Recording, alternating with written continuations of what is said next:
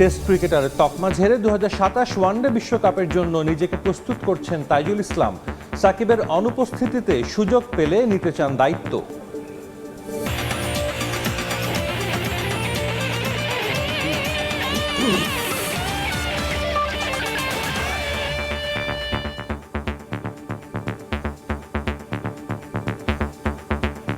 বিশ্বের নানা প্রান্তের খেলাধুলার খবর নিয়ে আমাদের নিয়মিত আয়োজন খেলার সময়, আর এই আয়োজনে আপনাদের সঙ্গে আছে আমি সাজিদ মুস্তাহিদ।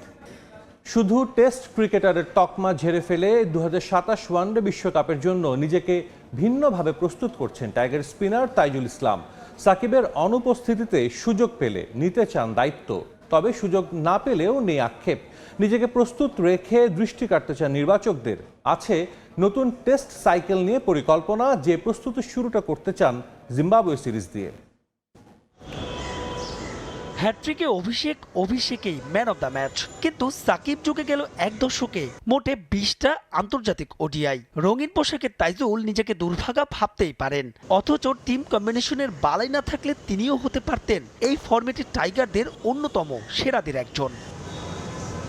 বাস্তবতা মেনে সাকিব এখন বাংলার ক্রিকেটের ধূসর অতীত। পাইপলাইনের ক্রিকেটার বাদ দিলে বাহাতি স্পিনার বলতে কেবলই নাসুম। জীবনে পাওয়া দ্বিতীয় সুযোগের মতো তাইজুলও তাই আরও একটি সুযোগের অপেক্ষায়।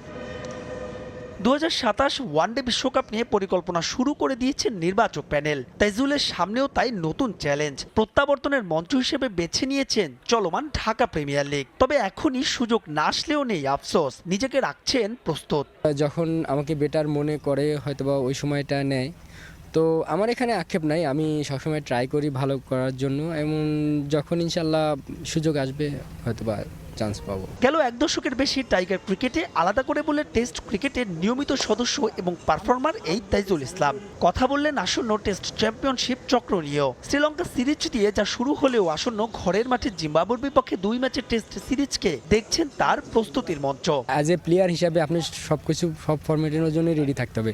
যখন যেটা আসবে ওইটাকে হচ্ছে যে সেখানে ভালোভাবে রিপ্রেজেন্ট করাটা ইম্পর্টেন্ট। আপাতত শুধু টেস্ট ম্যাচের বিবেচনায় থাকায় বিসিবি প্রকাশিত কেন্দ্রীয় চুক্তিতে বি গ্রেডে রাখা হয়েছে তাইজুল ইসলামকে। জানান এসব নিয়েও খুব একটা ভাবেন না আজকাল, মাঠে করতে চান নিজের কাজটা। বিগত 5-7 বছর ধরে কন্ট্রিবিউশন করে আসতেছে। মাহবুব রিমন, সময় সংবাদ, বিকেএসপি, সাভার।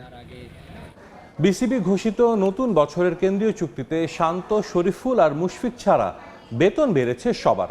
গেলবারের চাইতে 30,000 টাকা কম পাবেন শান্ত, শরীফুলের কমেছে 1.5 লাখ টাকা। 2024 সালের বেতনের তুলনায় প্রায় দ্বিগুণ অর্থ পাবেন তাসকিন আহমেদ। হাসান মাহমুদের বেড়েছে 4 লাখ টাকা।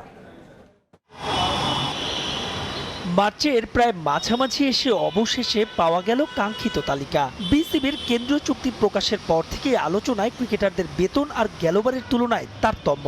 যদিও পাপনের বোর্ডের 3 ফরম্যাটের ক্যাটাগরি ভিত্তিক জটিলতায় আর হাঁটেনি বর্তমান বোর্ড। টেস্ট, টি20 আর ওয়ানডেতে আলাদা আলাদা নয়, একটাই ফরম্যাট প্রকাশ বিসিবির। সেক্ষেত্রে সবচেয়ে বড় লাভটা হয়েছে তাসকিনের। গেল বছরের চুক্তিতে 5,75,000 টাকা পাওয়া ঢাকা এক্সপ্রেস এবার পাবেন তার চাইতে 4,25,000 টাকা বেশি। বেতন বাড়ার এই তালিকায় তাসকিনের পরেই আছেন হাসান মাহমুদ, তার বেড়েছে 4 লাখ টাকা। তালিকায় প্রথমবারের মতো যুক্ত হওয়া 4 ক্রিকেটার রিশাদ, নাহিদ, জাকের আলী অনিক আর তানজিদ তামিমকে বাদ দিলে বেতন বেড়েছে প্রায় সবার। অর্থের হিসেবে মোস্তাফিজ 3,12,500, হৃদয় 3,37,500, মিরাজের 2.5 আর লিটন দাসের বেতন বেড়েছে 1,95,000 টাকা। বড় লাভ দিয়েছেন তানজিম সাকিব আর শেখ মেহেদিও। এ দুজনার বেতন বেড়েছে 3 লাখ টাকা। শুধু টেস্ট খেলা মুমিনুল আর তাইজুলের বেতনও বেড়েছে পাক্কা 1.5 লাখ টাকা। 75,000 টাকা করে বেতন বেড়েছে নাসুম আহমেদ আর খালেদের। তবে সবার গল্পই এক নয়। 21 ক্রিকেটারের মধ্যে বেতন কমেছে 3 জনের, অবশ্য সেটা পারফরমেন্সের জন্য নয়। গেলবার 3 ফরম্যাটের অধিনায়ক হয় অতিরিক্ত 1,20,000 টাকা শান্তর অ্যাকাউন্টে ঢুকলেও এখন আর তিনি টি20-র অধিনায়ক নন। সঙ্গে ক্যাটাগরিতেও অবনমন হয়েছে টাইগারদের এই টপ অর্ডার ব্যাটসম্যানের। সব মিলে 24 সালের তুলনায় 30,000 টাকা কম ঢুকবে তার অ্যাকাউন্টে। ওয়ানডে থেকে অবসরের ঘোষণায় বি ক্যাটাগরিতে চলে আসায় মুশফিকের বেতন কমেছে 50,000 টাকা, আর সবচাইতে বেশি বেতন কমেছে শরীফুলের, সংখ্যার হিসেবে যা 1.5 লাখ টাকা। কেন্দ্রীয় চুক্তির বাইরে কোনো ক্রিকেটার গোটা সিরিজে স্কোয়াডে থাকলে তিনি ওই মাসের ডি ক্যাটাগরির সমপরিমাণ অর্থ পাবেন। তবে গোটা সিরিজে না থাকলে এই অর্থের পরিমাণ হয়ে যাবে অর্ধেক। চলতি বছরের ডিসেম্বর পর্যন্ত ক্রিকেটারদের প্রাপ্য অর্থ তাদের অ্যাকাউন্টে পাঠিয়ে দেবে বিসিবি। মাহবুব রিমন, সময় সংবাদ, ঢাকা। টেস্ট ক্রিকেটের 150 বছর পূর্তি উপলক্ষে মেলবোর্ন ক্রিকেট গ্রাউন্ডে অস্ট্রেলিয়া ইংল্যান্ড ম্যাচ অনুষ্ঠিত হবে পিঙ্ক বলে। এক বিজ্ঞপ্তিতে বিষয়টি নিশ্চিত করেছে ক্রিকেট অস্ট্রেলিয়া। মূলত মাঠে বেশি দর্শক আনতেই এমন সিদ্ধান্ত নেওয়া হয়েছে বলে জানান ক্রিকেট অস্ট্রেলিয়ার প্রধান নির্বাহী। টেস্ট ক্রিকেটের 150 বছর পূর্তি উপলক্ষে মেলবোর্নে বিশেষ টেস্ট ম্যাচ আয়োজনের ঘোষণা এসেছিল আগেই। এবার ক্রিকেট অস্ট্রেলিয়া নিশ্চিত করেছে ইংল্যান্ডের বিপক্ষে এই ম্যাচটি হবে দিবারাত্রির। 2027 সালের 11 মার্চ এমসিজিতে শুরু হবে বিশেষ টেস্ট ম্যাচটি। খেলা হবে গোলাপি বলে। এমসিজিতে এটাই হবে ছেলেদের ক্রিকেটের প্রথম দিবারাত্রির টেস্ট। মূলত মাঠে বেশি দর্শক টানতেই এই উদ্যোগ নেওয়া হয়েছে। 150 বছরের পূর্তি রঙিন করতেই দিবারাত্রির টেস্ট আয়োজন করা হয়েছে বলে জানান ক্রিকেট অস্ট্রেলিয়ার প্রধান নির্বাহী। এমসিজিতে টেস্ট ক্রিকেটের 150 বছর পূর্তির টেস্টটা ক্রিকেটের অন্যতম বড় ইভেন্ট হতে যাচ্ছে। ফ্লাড লাইটের নিচে এই ম্যাচ হবে খেলাটার সমৃদ্ধ ঐতিহ্য ও টেস্ট ক্রিকেটের আধুনিক রূপের উদযাপন। দারুণ এই উপলক্ষে বেশি মানুষের উপস্থিতিও নিশ্চিত করবে এই সিদ্ধান্ত। সাধারণত মেলবোর্ন ক্রিকেট গ্রাউন্ডে প্রতি বছর বক্সিং ডে টেস্ট ম্যাচ অনুষ্ঠিত হয়ে থাকে, আর সে দিনটিতে ছুটি থাকে। তবে 2027 মার্চে তা থাকছে না বলেই দর্শকদের মাঠে টানতে দিবারাত্রির ম্যাচ আয়োজনের সিদ্ধান্ত নিয়েছে ক্রিকেট অস্ট্রেলিয়া। রিফাতুল ইসলাম মিরন, সময় সংবাদ। চ্যাম্পিয়ন্স লিগের শীর্ষ 16 ফিরতি পর্বে হাই ভোল্টেজ মাদ্রিদ ডার্বিতে মুখোমুখি হবে রিয়াল ও অ্যাটলেটিকো মাদ্রিদ। প্রথম লেগে 2-1 গোলের জয়ে নির্ভর মাদ্রিদিস্তারা এ ম্যাচে জয়ের ধারা ধরে রেখে কোয়ার্টার ফাইনাল নিশ্চিতের লক্ষ্য আঞ্চলতির দলের। ওয়ান্ডা মেট্রোপলিটানোতে ম্যাচ শুরু হবে রাত 2টায়। হাই ভোল্টেজ ম্যাচ নিয়ে উত্তাপ ফুটবল দুনিয়ায়। প্রথম লেগের জয়ে এগিয়ে আছে রিয়াল মাদ্রিদ। রদ্রিগো ও ব্রাহিম দিয়াজের কল্যাণে স্বস্তির জয় পেয়েছিল আঞ্চলতির দল। তবে অ্যাটলেটিকোর মাঠে খেলা হওয়ায় ফিরতি পর্বের আগে সতর্ক কোচ। লা লিগায় সবশেষ ম্যাচে রায়ো ভায়াকানোকে হারিয়েছে রিয়াল। 27 ম্যাচে 57 পয়েন্ট নিয়ে টেবিলের 2-এ আছে তারা। ইউরোপ সেরার মঞ্চে সফল দলটার লক্ষ্য সে ধারা অ্যাটলেটিকো মাদ্রিদের বিপক্ষেও ধরে রাখা। নিজেদের মাটিতে ছাড় দিতে চাইবে না অ্যাটলেটিকো। লিগের সবশেষ ম্যাচে তারা হেরেছে গেতাফের কাছে। জয় ফেরার তাগিদ সিমিওনের দলের। ইনজুরি থেকে এ ম্যাচে ফিট হয়ে ফিরছেন জুড বেলিংহ্যাম। দু দলের 239 ম্যাচের পরিসংখ্যানে 117 জয় নিয়ে এগিয়ে আছে রিয়াল। 59 জয় আছে অ্যাটলেটিকোর। কোচের পর এবার ফুটবলাররাও মনে করছেন 23 জনের স্কোয়াডে জায়গা পাওয়া কঠিন হবে তাদের জন্য। তবে জাতীয় দলের নাম্বার 9-এর জন্য লড়াই চালিয়ে যেতে চান পিয়াস আহমেদ নোভা। এদিকে সুদানের বিপক্ষে ম্যাচ বাতিল হলেও তাইফে ফুটবলারদের অনুশীলনকে ইতিবাচক হিসেবে দেখছেন head coach হাভিয়ার Cabrera. Bharat Bangladesh match মানেই বাড়তি রোমাঞ্চ, হোক ফুটবল কিংবা ক্রিকেটে। তাই এশিয়ান কাপ বাছাই পর্বে ভারতের বিপক্ষে ম্যাচে মাঠে নামতে প্রস্তুতির কোনো ঘাটতি রাখতে চায় না বাংলাদেশ। ম্যাচের আগে লম্বা সময় ধরে শিশুদের প্রস্তুত করছেন হাভিয়ার কাবরেরা। সেই ম্যাচ সামনে রেখে বর্তমানে সৌদি আরবে চলমান নেভির অনুশীলন। হামজা চৌধুরী ছাড়া সবাই সৌদি আরবের তায়েফের ক্যাম্পে অংশ নিয়েছেন। ক্যাম্পে যোগ দিয়েছেন ইতালিয়ান প্রবাসী ফাহমেদুলো। তবে অনুশীলনে দেখা যায়নি তাকে। ভারতের বিপক্ষে ম্যাচের আগে দল ছোট করে আনবেন কাবরেরা। দেশ ছাড়ার আগে তা অনেক চ্যালেঞ্জিং হবে বলে জানিয়েছিলেন কোচ। এবার ফুটবলারদের মুখেও একই কথা। এবার 23 জনের দলে জায়গা করে নেওয়া কঠিন হবে বলে মনে করেন শাকিল আহাদ তপু এবং পিয়াস আহমেদ নোভা। ওভারঅল সবকিছু পারফেক্ট আছে, সবাই সুস্থ আছে। আমরা কোচের কথা অনুযায়ী আমরা সব ট্রেনিং করতেছি পারফেক্টলি। সো আই হোপ সবকিছু ভালোই হবে ইনশাআল্লাহ। আই থিঙ্ক টাফ হবে, বাট সমস্যা নাই। অ্যাজ এ নাম্বার 9 হিসেবে আমি এখানে ফাইট করবো, এবার ইনশাআল্লাহ খেলা ট্রাই করব। আমার পজিশনে সিনিয়র প্লেয়ার আছে, তারা অনেক দিন ধরে খেলতেছে ন্যাশনাল টিমে, তাদের অনেক এক্সপিরিয়েন্স আছে। তো আমি চেষ্টা করব আমি আমার সর্বোচ্চটা দিয়ে খেলার এবং টিমে জায়গা করে নেওয়ার। ভারতের শিলংয়ের কন্ডিশনের সঙ্গে মিল থাকায় সৌদি আরবের তায়েফে ক্যাম্পে ব্যস্ত সময় পার করছেন ফুটবলাররা। সেখানে সুদানের বিপক্ষে একটি ম্যাচ সহ 3টি ম্যাচ খেলার পরিকল্পনা ছিল বাফুফের। তবে সুদানের বিপক্ষে সেই ম্যাচটি বাতিল হয় শেষ মুহূর্তে। এখন পর্যন্ত ম্যাচ আয়োজন না হলেও তায়েফে ফুটবলারদের অনুশীলনকে ইতিবাচক হিসেবে দেখছেন কাবরেরা।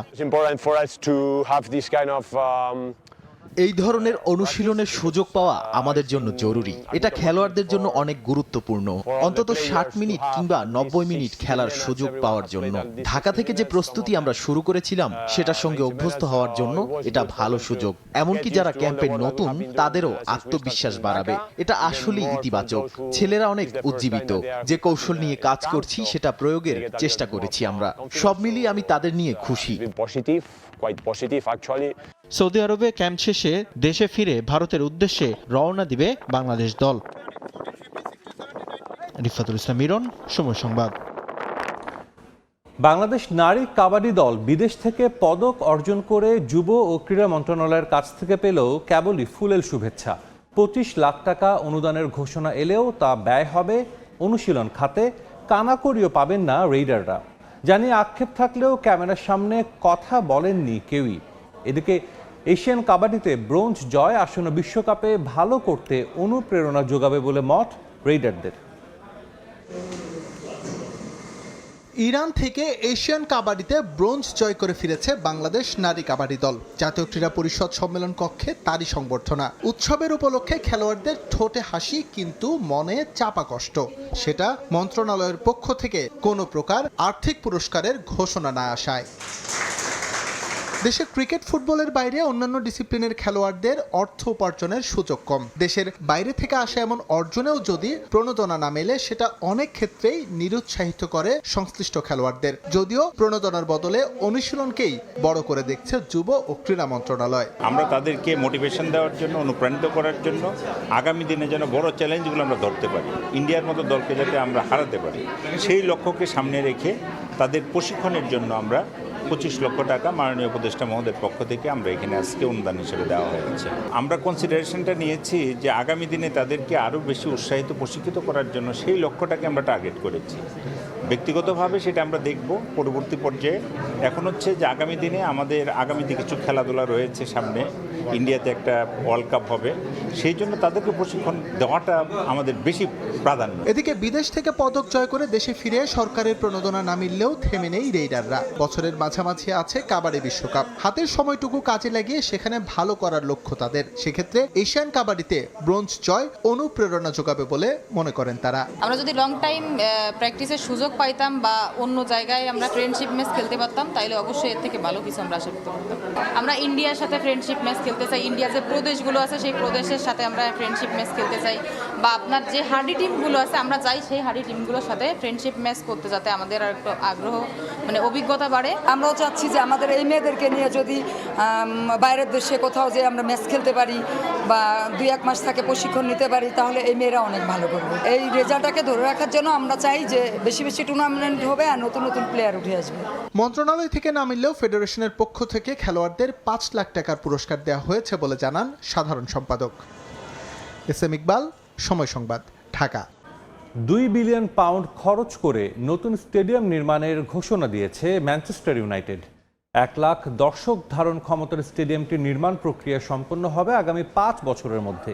মঙ্গলবার এই ঘোষণা দেন ক্লাবটির অন্যতম মালিক স্যার জিম র্যাটক্লিফ। তবে আর্থিক জেনায় জর্জরিত ক্লাবটি স্টেডিয়াম নির্মাণে বিপুল পরিমাণ অর্থ কোথা থেকে পাবে সে বিষয়ে স্পষ্ট করে কিছুই জানায়নি।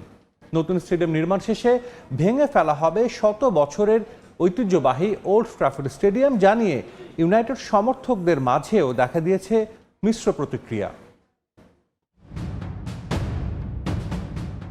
থিয়েটার অফ ড্রিমস, যে স্টেডিয়াম জন্ম দিয়েছে অনেক কিংবদন্তির, শুধু সমর্থকদের মাঝেই নয়, ফুটবল রোমান্টিকদের কাছেও ওল্ড ট্র্যাফোর্ডের আবেদন অন্যরকম। তবে স্যার অ্যালেক্স পরবর্তী যুগে দলের নিম্নগামী পারফরমেন্সের মতোই বেহাল দশা বিশ্বের অন্যতম বিখ্যাত স্টেডিয়ামটির। শতবর্ষে ক্ষয়ে গেছে অনেক কিছুই। গেল বছরের মে মাসে ভারী বৃষ্টির সময় স্টেডিয়ামের স্যার ববি চার্লটন স্ট্যান্ডের ছাদ ফুটো হয়ে অঝরে পানি ঝরতে দেখা যায়। অতিথি দলের ড্রেসিং রুম সহ আরও কিছু জায়গা ক্ষতিগ্রস্ত হয়। এরপরই নতুন স্টেডিয়াম নির্মাণের বিষয়টি আলোচনায় আসে। অবশেষে ক্লাবের অন্যতম মালিক স্যার জিম র্যাটক্লিফ ঘোষণা দিলেন নতুন স্টেডিয়াম নির্মাণের। বর্তমানে আর্থিক সংকটে থাকলেও ব্যয়বহুল প্রজেক্ট হাতে নিতে যাচ্ছে ক্লাবটি। প্রায় 2 বিলিয়ন পাউন্ড খরচ করে নির্মাণ করা হবে নতুন স্টেডিয়াম। ছাতার আদলে নির্মিত এই স্টেডিয়ামের দর্শক ধারণ ক্ষমতা হবে 1 লাখ। নির্মাণ শেষ হলে এটাই হবে ব্রিটেনের সবচেয়ে বড় স্টেডিয়াম।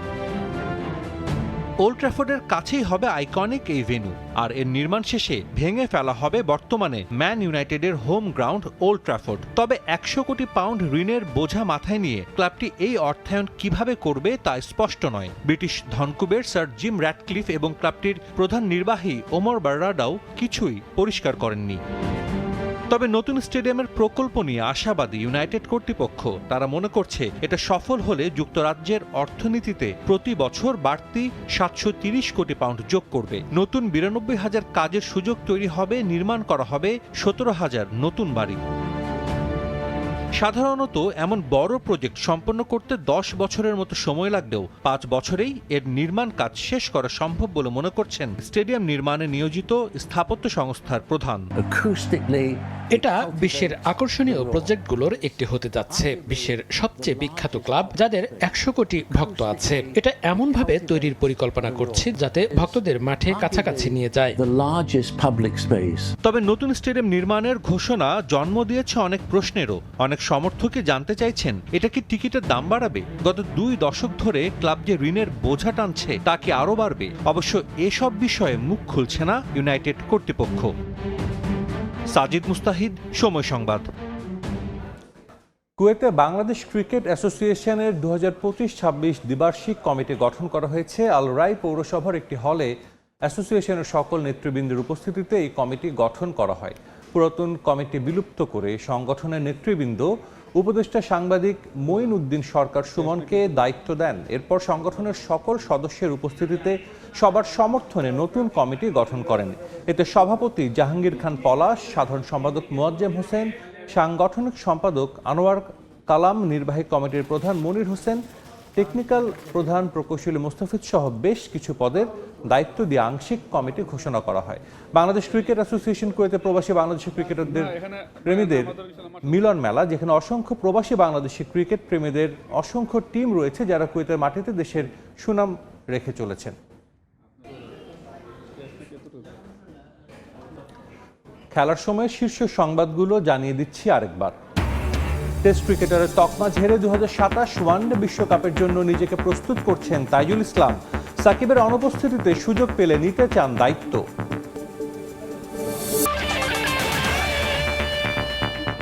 এই ছিল খেলার সময়, সঙ্গেই থাকুন সময়ে।